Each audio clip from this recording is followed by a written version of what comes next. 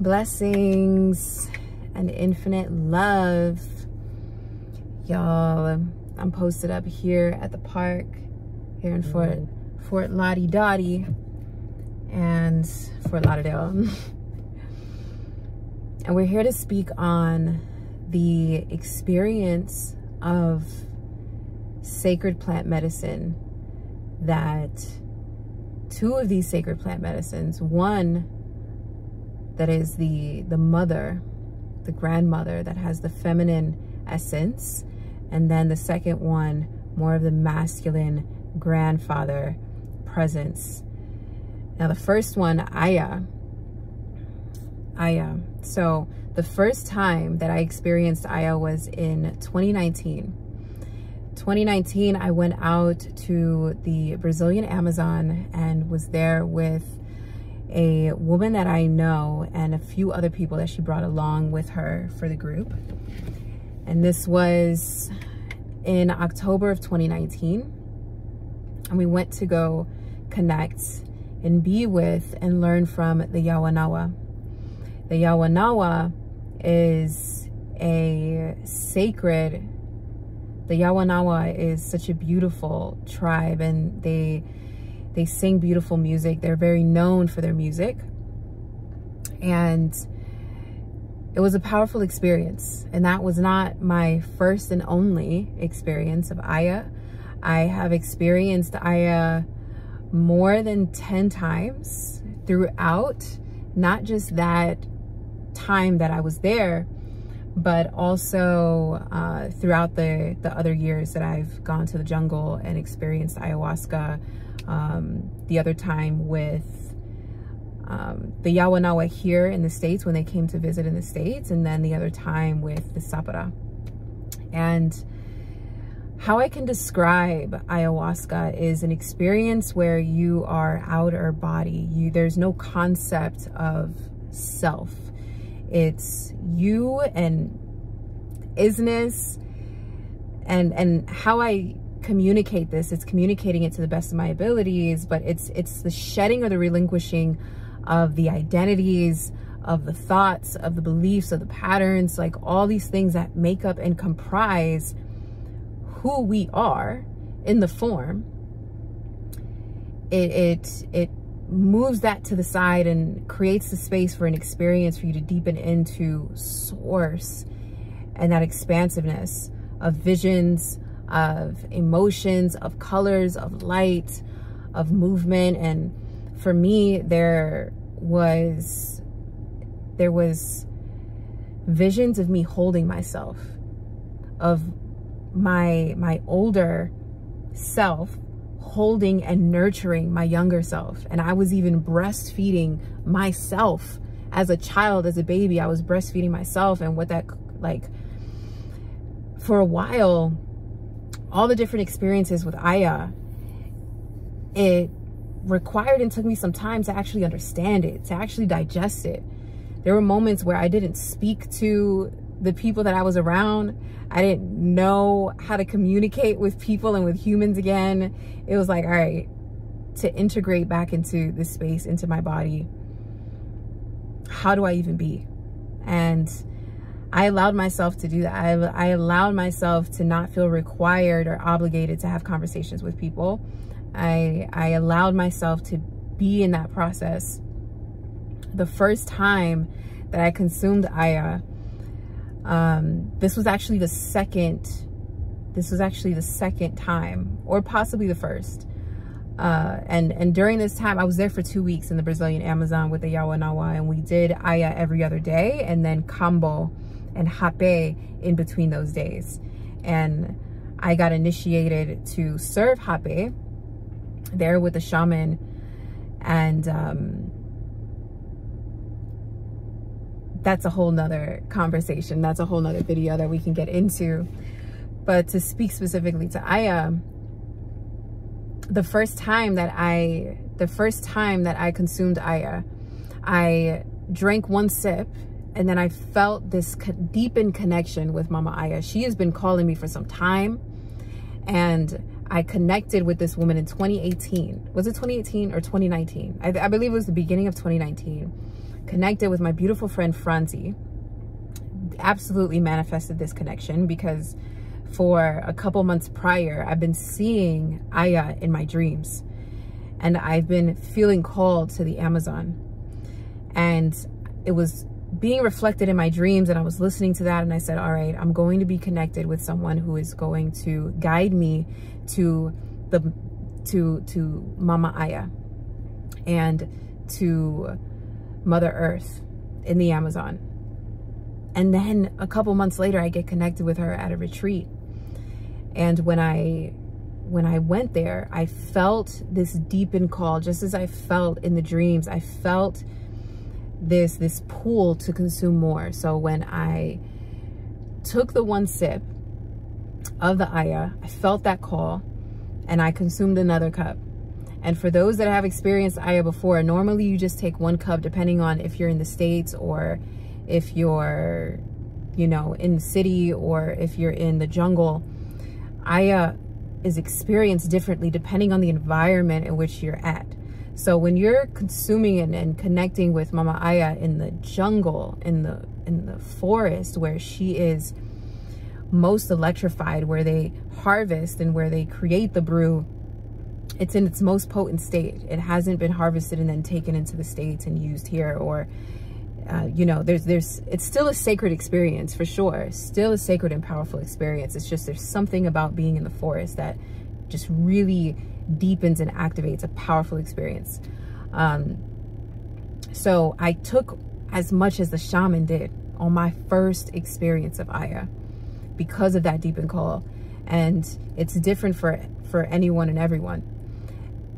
And at that time, all I remember is feeling that my essence, my soul, my spirit desired to express and expand outside of my body.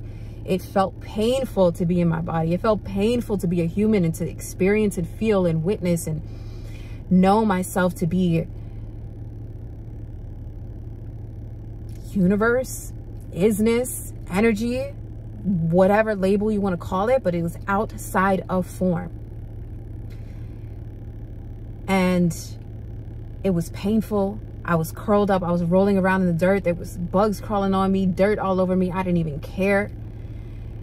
I was so like just outer body, but also coming into my body in the same instance, because it was painful. I was able to acknowledge and notice the pain. And I was able to notice that my body felt like it was confined. My soul, my spirit felt that it was confined being in this shell of this body. And that went on for a couple of hours. That was when I started witnessing myself breastfeeding myself, my child essence, my child self. This is when I was experiencing different visions with my family. And all in all, my entire experience with Aya has been expansive in recognizing and remembering who and what we are outside of form. That we have the ability to separate from identities, of thought forms, of beliefs, and to attune and notice the life and the essence, the breath of reality, of life experience as human, in this human form. Like what that looks like, what that feels like. And it got me to remember that within myself and to relinquish a lot of heaviness that I've been holding on to. During that time is when I just healed of 6 illnesses that I've been experiencing throughout my life. And all the trauma as well that's supported in those illnesses being created in my body. There were moments where I chose not to talk to anyone. There were definitely, and throughout, even, you know, outside of the ceremony, you know, when we're awake and we're walking around and we're doing things and everyone's talking or eating, definitely much of the time that I didn't even feel like talking to anyone. I just wanted to be in my own space, that I desired, I needed to just witness and observe this happening. And for me, I don't know if any of y'all subscribe to human design. I'm a reflector, and as reflectors, we don't have solid energy centers. So I was just being fully present to what's happening right here. Purging every single night through all the holes that is possible, purging. And the purge was not only from, you know, releasing from what I ate or from the medicine. It was purging pain and trauma, pain that I've attached to, identities that I've attached to that don't serve and support, ways in which I've been suffering as a human, ways in which I've been subscribing to time and constraints, and again, during this time, I felt free because I healed myself of so much pain and trauma. And it's always unfolding and expanding, right? There's always that process, that experience. And there was a lot that was relinquished, deeper than I thought I knew. It allowed me to notice the, like with technology and what that does to the body and how detrimental it is to the body. It allowed me to notice staying up late hours, working wasn't supportive. That being in front of a screen, again, with technology, is not supportive and nourishing to our third eye, to our intuition, to our connection to source, to our connection to ourself, self-awareness, self-acknowledgement. And I became even more aware with food and nourishment, just every aspect of life, every aspect of reality, from conversations too. When I came back home after that, those 2 weeks in the jungle, I was just like, I can't live. This time I was living at my parents' and I was already going to be moving, but I was like, I gotta move ASAP, because the type of conversations that are happening in this household, the type of things that y'all are believing and doing, and just all the things, there wasn't no judgment on them, right? But for me, but I also recognize and notice, like, damn, this is what I've been absorbing in my body and embodying within my life for years, since I was born. Like, this is tribal, this is the family, the belief systems, the interpretations, the connection, the community. It's so rooted, which is anchored within our root chakra. So I manifested and envisioned that this is where I get to be. And a month later, I moved by the beach into a home that I've been envisioning for some time. And it was intuitively guided. And I was able to acknowledge and recognize the intuition when it was coming up. Many times we acknowledge the intuition and we're just like, all right, yeah, maybe I should do this, but no, what about this? What about the money? Or how am I going to make this happen? Or how is it going to work? And all these other things. It's just to trust and surrender. And that's the experience with Aya, is to surrender, because the more that you begin to resist is the more that you will experience suffering in your body. It will feel uncomfortable, similar to how my body desired to release itself from my body. Who knows what would have happened? Who knows if I would have died? Who knows if I would have, whichever. And I feel that I did do that in some instance. I did choose to relinquish this attachment to my body and allow for Aya to guide me in whatever way was there. And when we acknowledge that and use that as an example, as a road sign towards everything in life, all aspects of our life, of our reality, we can experience the activations, the connection of beauty, of joy, of possibilities, because that's what it was. And I was in my own space, and I felt the presence of Aya when I was in my new home. I would close my eyes and see her. I would see her with my eyes open, and just her essence coming through the wall, like the wall meshing and morphing. It was definitely still with me. That her spirit and that experience and that power was definitely still with me for like a month, 2 months afterwards, and why it's so important to have community and have support after experiencing Aya, because of what will be experienced afterwards, because that's another ceremony, that's another experience. And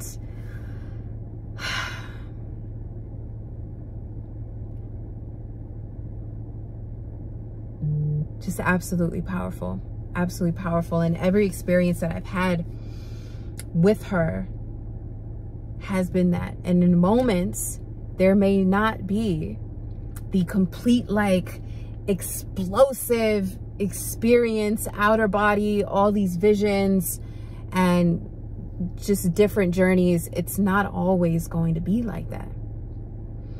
And what I've noticed for myself and for many others that I have been around that have experienced Aya is that when you enter the experience, when you enter her power, her essence, her consciousness, from a space of attempting to get somewhere or to retrieve something, many times the experience won't happen. And that's a reflection of life. Like when we attempt to do something to take or to receive, how are we offering back? How are we giving back? As sacred ceremony. And when you enter the experience from a space of surrender, and that whatever desires to show itself, reveal itself within your mind as visions, as an experience, then will be, and it will be the most powerful. It will be what you truly desired, because your intent is clear. Your intent is not attached to the ego, the wounded ego's way of getting something from this thing. So that is Mama Aya and my experience and interpretation of that experience. Being nourished as well during that time, food, not looking at technology, even reading books, like choosing not to even read books, just be in your own space, be in your own field, receive the downloads, interpretations, and wisdom that is being downloaded through you as you, that is you. However, you're utilizing the power, the essence, the consciousness, the support of Mama Aya. And to shift into Iboga, woo! I said I was going to, my intent, look, we're getting into intent. My intent of Iboga was to become initiated by the shaman. His name is slipping my mind, Mugenda of Gabon, Africa. The root where Iboga is cultivated and grown is where this shaman reigns from. And my intent was to be initiated there. And after my first experience of Iboga, I did Iboga for a week. Wow. That, I believe, is even more speechless for me than ayahuasca. And why Iboga is so powerful is because Iboga is named, deemed, and seen as the grandfather of plant medicine. And with it being the grandfather of plant medicine, think of it like the grandfather that slaps your hand when you're doing something bad, or really sits you down and gives you that wisdom talk. Sits you down and gives you that guidance, like, hey, young blood, sit down here, let me talk to you a little bit. Hey, I'm noticing this, and X, Y, and Z. You're going down the wrong route, or whichever it is, and it's your essence and consciousness being guided by this powerful source of Iboga, this powerful spirit of Iboga. And Iboga is guiding you to deeper depths of your mind and allowing you to observe, not from a space where you're outer body and there's a lot of just experiences and visions like ayahuasca, but it's more of being grounded and looking at all the places where you're hiding or not choosing to look at, or don't even know where to look, that have been hindering your expression as your most authentic and powerful sense of self. And there, I believe there's a self within all of us, right? Our essence, our connection to spirit, us as spirit, as extensions of spirit. And we begin to lose that connection in the doing, in the perceptions of identity, in the role of needing to uphold the tribe of what might people think, what might they say, what might my parents think. My parents want me to do this, they want me to be this, so I need to do this. I need to do this for my child, I need to do this for my husband. Oh, let me change the way that I look so I can appease society, so I can show up on social media in a certain way. And Iboga shines the light and the reflection on it. Totally. To sum it up in the best way that I can, and in the most easeful way, because I don't want to make this too long. And if you all desire to hear more, I'll make a part 2. But Iboga is, I'll speak on the backstory of Iboga, and then we'll get into the experience. So the story of Iboga is that it was found by a woman and a man in a village in Gabon that were looking for food, hunting. And they set out a few traps. And the husband goes back and finds a trap that's closed up, and it's a porcupine. They go back to the home and eat the porcupine. The husband hasn't eaten the porcupine yet because he was asleep. The woman eats the porcupine. And after she gets done eating it, she has this whole experience. She sees a TV in front of her. This was hundreds of years ago. There were no TVs during this time, but she sees this like TV type of thing. And the way that she describes it is how we interpret a TV. So that's how we know that we connected the dots of it being a TV. So she sees that coming forth through her vision, and she enters in the TV. And when she enters in, she begins seeing, witnessing, experience these different visions, going to different places, going to different universes and galaxies, communicating with different, with the, our galactic family. She's communicating with ancestors and with spirits and family that have passed on. She's communicating with herself and just experiencing all these things. She wakes up, lets her husband know, like, yo, this is what I'm feeling. I think I'm about to die. He gets worried, goes out and retracts his steps, and notices that the porcupine was eating this tree, and this tree was Iboga.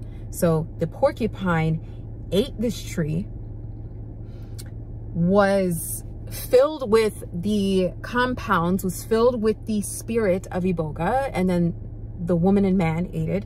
I believe the man, the husband, chose to eat it as well, and then also experienced that reality, and just that's how it grew from there. And Iboga is very sacred to Gabon. There are many doctors and scientists and things that have been going to Gabon and attempting to retrieve Iboga. And the tribe there, it's slipping my mind what the name of the tribe is, but, and I'll put it down into the comments, but they honor the spirit of Iboga, and they are protecting it, because this is the way that we are able to protect the sacredness of Iboga. What I'm noticing and acknowledging with Mama Aya is that it's becoming very expansively used across the board, across the world. And it's beautiful. And what we get to be aware of is that we don't over harvest Mama Aya, is that we honor her sacredness and the sacredness of the plant and the power of earth, and offer back to it. Offer back to the earth, offer back to Mama Aya, instead of retrieving and taking for our own benefit. Is how are we offering back to her spirit? How are we offering back to the land? How are we ensuring that she can reproduce? And that's what the village in the tribe in Gabon and the shaman Mugenda is doing for Iboga is really protecting the spirit of Iboga. And not many, they don't have access to create it as to be a medication. That's what they're attempting to do, is to use it as medication for those that are addicted, because Iboga is known, we'll shift into that now. Iboga is known to activate the brain in the ways in which it was activated when we were first born. So those that are addicted to an outside substance or source are able to receive healing almost overnight. Heroin, meth, what is the other, just these different, it's this other drug that is being used and killing a lot of people. I can't even think of the name right now. But Iboga serves and supports in healing those that are addicted to these substances, to these man-created substances, and really rewriting their whole reality overnight. And us as the consumer, to consume and intertwine and commune with the spirit of Iboga is doing that in co-creatorship with the spirit. And that's how powerful the spirit is. There are people who have experienced healing from many addictions that have consumed Aya, and it's not as definite as Iboga has been experienced. So my experience of Iboga was similar to the woman that first consumed Iboga, and seeing the TV. I noticed the TV with the snow on the TV start getting closer and bigger and bigger and bigger until I entered in the TV, entered into this form. It was like entering into a different reality that was kind of like mirroring. And that's what it is. It's this mirroring of being able to, okay, let's flip roles. Now your outer body, you're outside of your body, outside of this concept and identity to self. And now you're looking at yourself and being able to be the grandfather for yourself without being identified and attached to your beliefs and interpretations and personalities and safety strategies with everything within your life. It was extremely uncomfortable. How you consume Iboga is they give you a handful of the bark by itself. Ayahuasca is consuming the tea. Iboga is consuming the herb whole. Cut bark in your hand and you are chewing and ingesting the bark, the plant whole. And then you drink a little bit of water. You're not even to chug down water to help it get down, to help it go into your stomach. You take a sip of water, because if you consume an abundance of water, you're just going to throw it up, and then you're going to have to eat it all over again. Not the bark that you threw up, but just to take another dose. And it was so uncomfortable. It was so painful to consume, and then to feel it just drop into my stomach.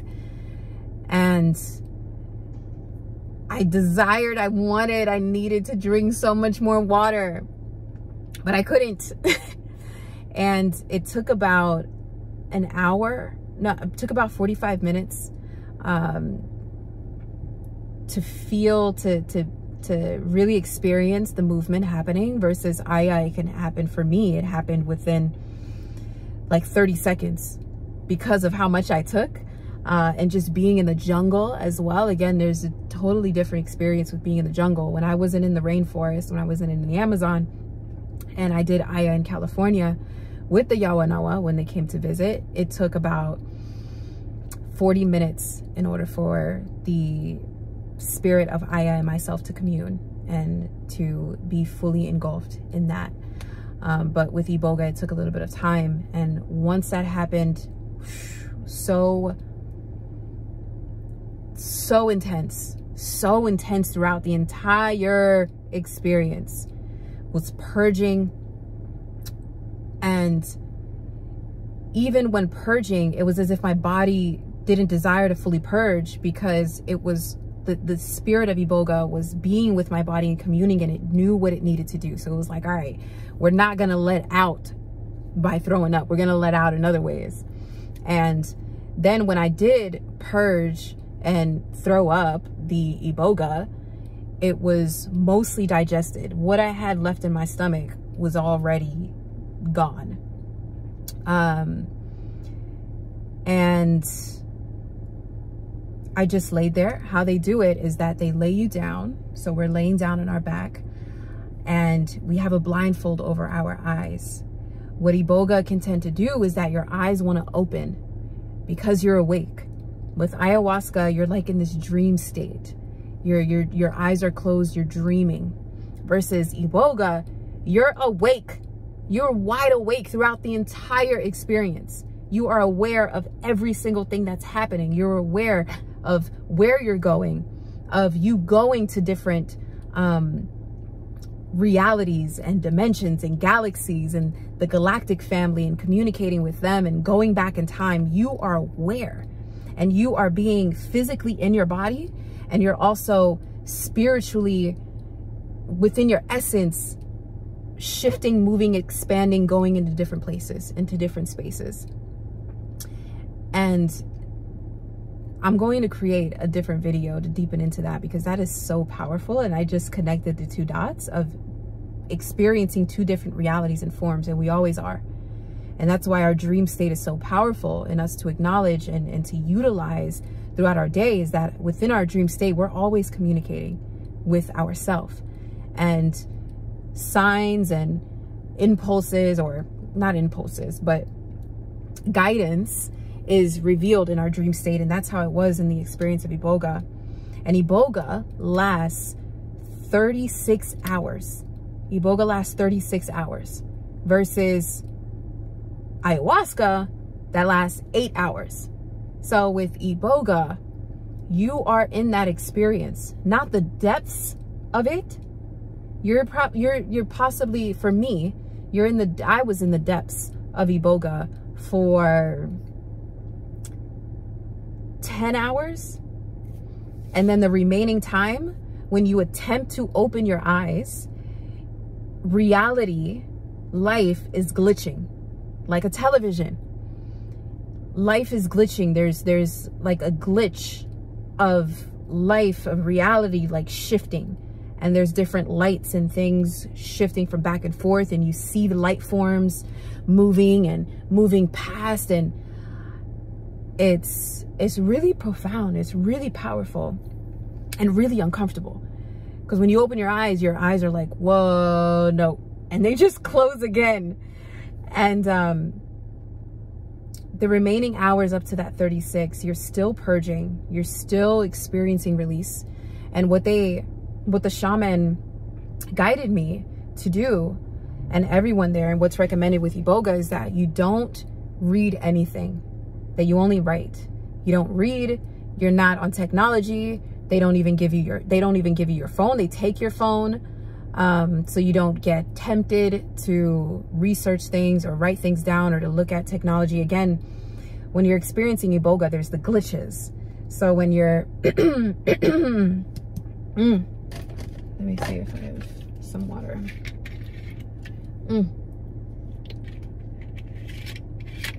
So when you're experiencing Iboga, when you're communing with the spirit of Iboga, looking at technology is going to be really intense.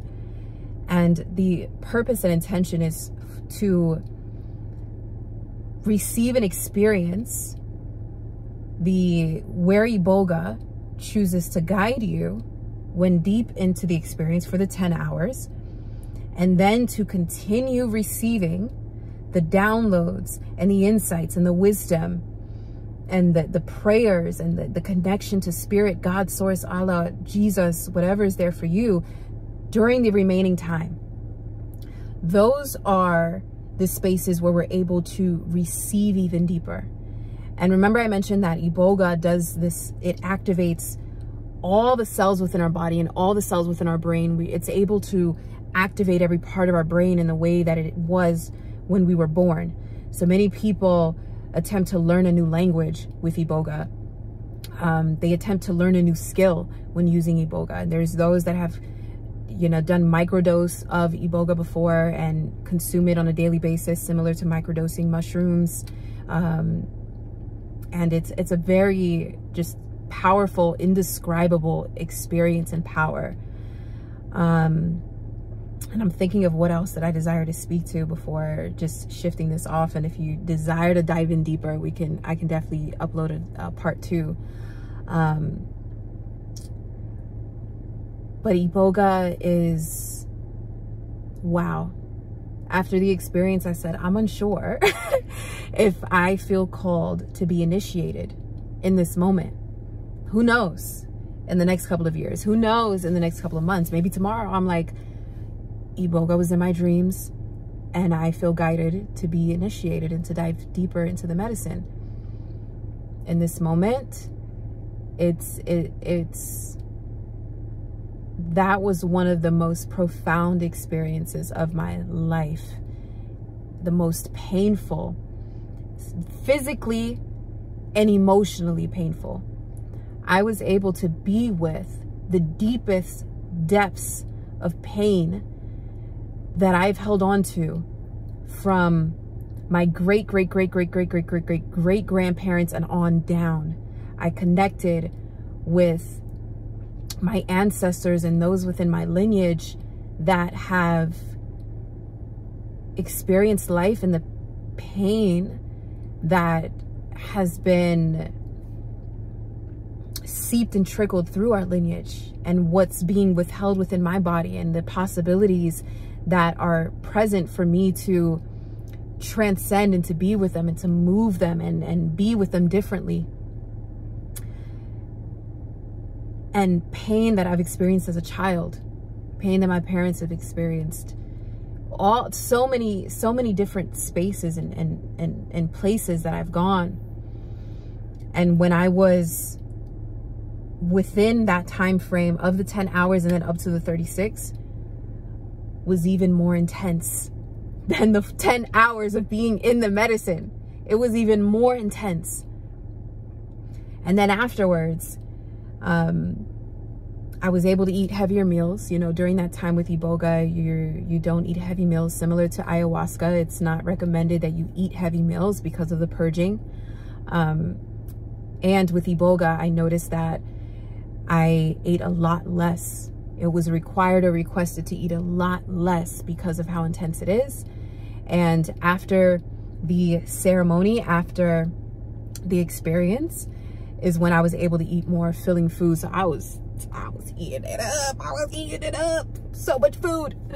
And yeah, so it's like this incubation period between each ceremony of 24 hours to rest because of how intense it is.